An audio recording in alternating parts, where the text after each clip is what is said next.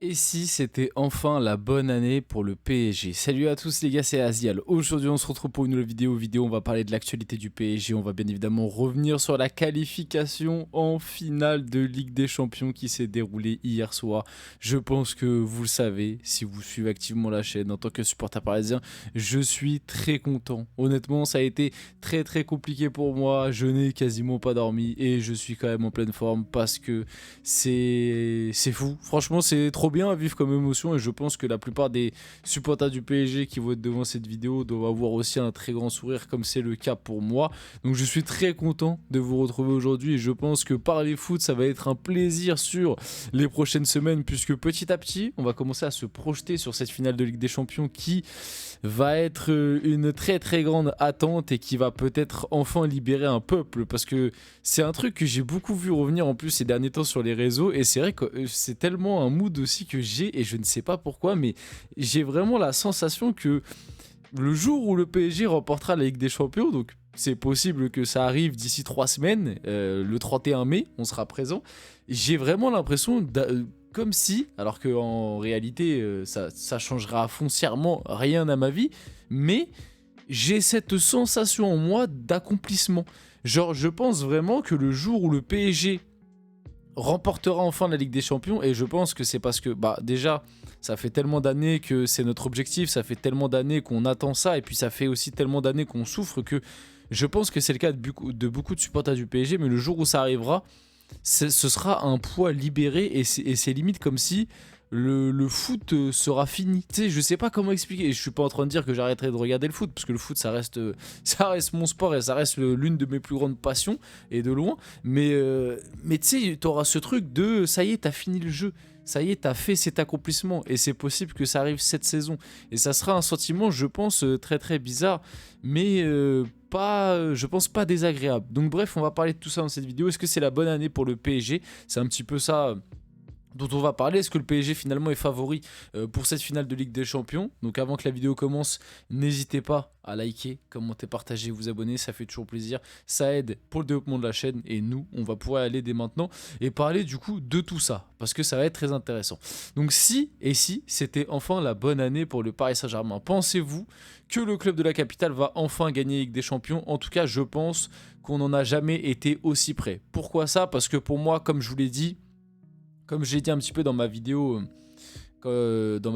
débrief de la demi-finale retour là, face à Arsenal, d'ailleurs je vous invite à aller voir la vidéo du débrief à chaud, pourquoi on n'en a jamais été aussi près? Parce que pour moi, malgré tout, avec le recul, même si je l'aurais pris hein, cette Ligue des Champions en 2020 face au Bayern, mais malgré tout avec le recul, ton parcours en 2020 est pas le même que tu as fait cette année. Et en plus de ça, pour moi, l'adversaire que tu vas affronter en finale était bien plus fort à l'époque que cette année.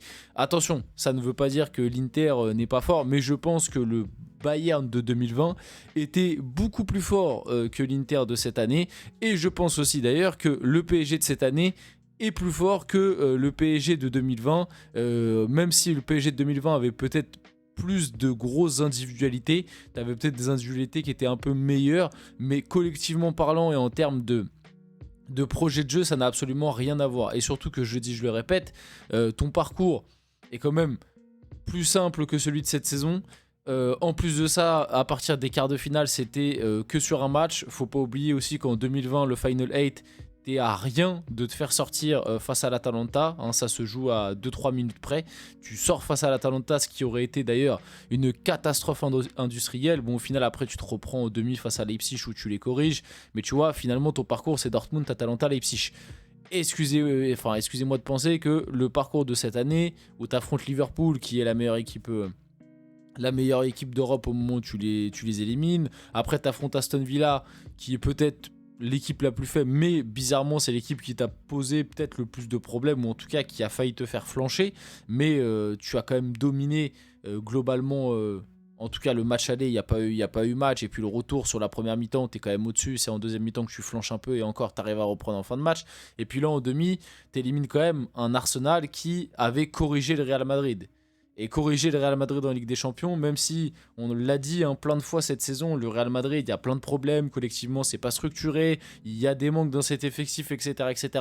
Corriger le Real Madrid en Ligue des Champions, c'est quelque chose de très compliqué. Donc pour moi, le PSG n'a jamais été aussi proche, en tout cas, de la remporter, parce que la finale de 2020, pour moi, tu partais de beaucoup plus loin que la finale que tu vas jouer cette année. Comme je l'ai dit, parce que le parcours était différent, peut-être un peu plus simple dans le format de la Ligue des Champions Covid. Et en plus de ça, pour moi, l'adversaire que tu affrontes en finale est plus fort que l'adversaire qu'on va affronter cette année. Et encore une fois, quand je dis ça, ça veut pas dire que l'Inter est nul. L'Inter est très très forte, on l'a vu face au Barça. L'Inter va peut-être gagner cette Ligue des Champions, parce que pour moi, la finale, ça va être trop dur à pronostiquer, honnêtement, à l'heure actuelle.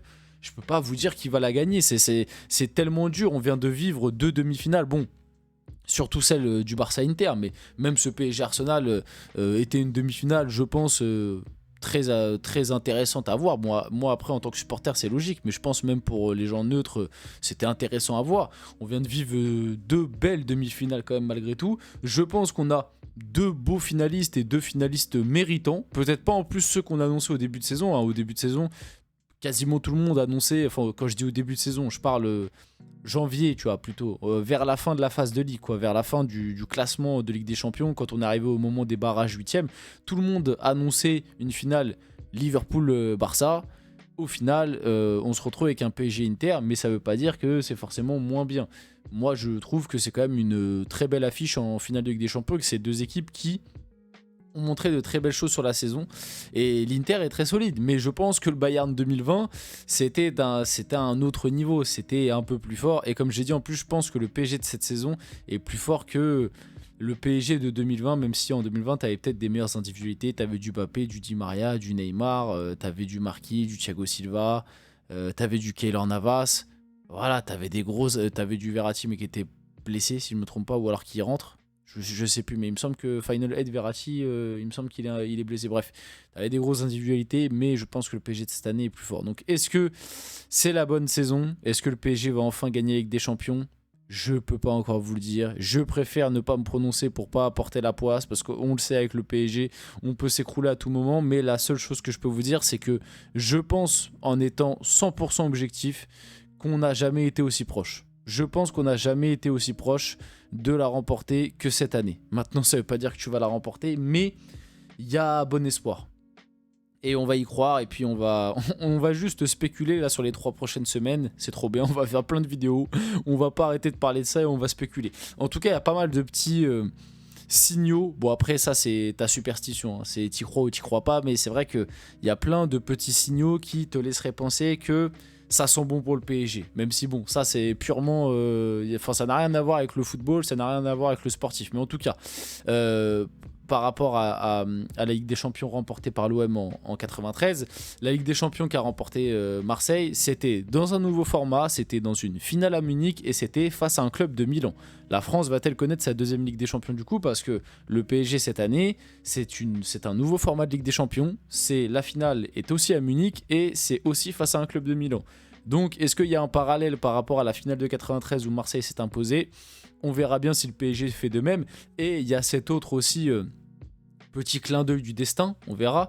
Le destin du Paris Saint-Germain s'écrira à Munich, et c'est un très bon signe. Pourquoi? Parce que les 4 finales de LDC qui se sont déroulées à Munich ont vu des équipes remporter leur premier titre. C'est-à-dire que pour le moment, il y a eu 4 finales de Ligue des Champions à Munich, et les 4 ont tout simplement fait gagner une équipe qui n'avait jamais remporté la Ligue des Champions. Après, comme je vous l'ai dit, là c'est purement de la superstition.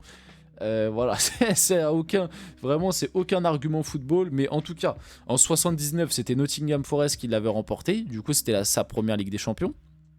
En 93, c'était Marseille du coup qui l'avait remporté, on s'en rappelle. En 97, c'était Dortmund qui l'avait remporté, pareil, la première Ligue des Champions du club. Et en 2012, c'était Chelsea, première Ligue des Champions de l'histoire de Chelsea. Donc est-ce qu'en 2025, ce sera la première Ligue des Champions de l'histoire du PSG?